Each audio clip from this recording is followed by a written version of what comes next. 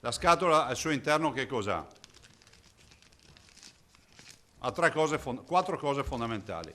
La saponetta, una provetta che ha già il reagente dentro e un tamponcino. Poi c'è la quarta cosa che è il sacchetto per la spazzatura. Si apre, potete mettere anche il cronometro, sono 3 secondi. La saponetta, tamponcino, 5 volte per narice.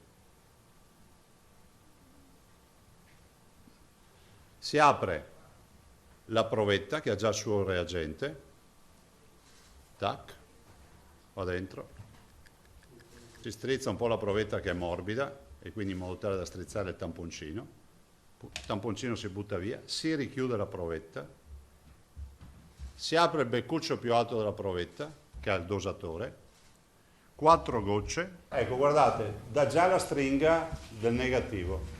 Circa un minuto per effettuare il test rapido fai da te, la cui sperimentazione prenderà il via per la prima volta in Veneto, coinvolgendo le microbiologie di Mestre, Vicenza, Padova, Sant'Orso e Treviso, in doppio con il molecolare, 1400 soggetti tra coloro che accederanno ai pronto soccorso e i dipendenti dell'ULSS. Un ulteriore contributo alla diagnostica e in questo caso, qualora fosse validato e confermata questa validazione, il cittadino potrebbe farsi il test da solo in casa. Un paio di settimane verrà validato con prove in doppio con il molecolare, dopodiché si farà richiesta all'Istituto Superiore di Sanità dell'autorizzazione.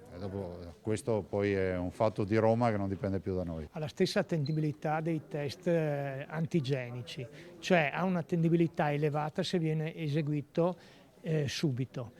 Se si fanno passare delle ore perde di attendibilità.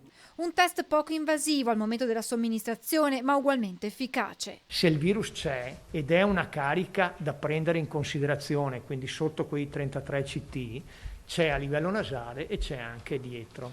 A Treviso il coordinatore delle 14 microbiologie venete ha portato avanti una lunga sperimentazione sui test rapidi antigenici testandone 3.486. Abbiamo perso 2 positivi che avevano un ciclo di amplificazione sopra i 30, quindi carica molto bassa, quindi non infettanti. Stiamo lavorando su 2 fronti, spiega Rigoli. Il primo è quello dei cittadini, l'altro per andare incontro alle esigenze delle attività commerciali come hotel o ristoranti. È proprio le attività commerciali, perché vediamo che iniziano a stare male, sono dei pazienti, anche loro iniziano a soffrire.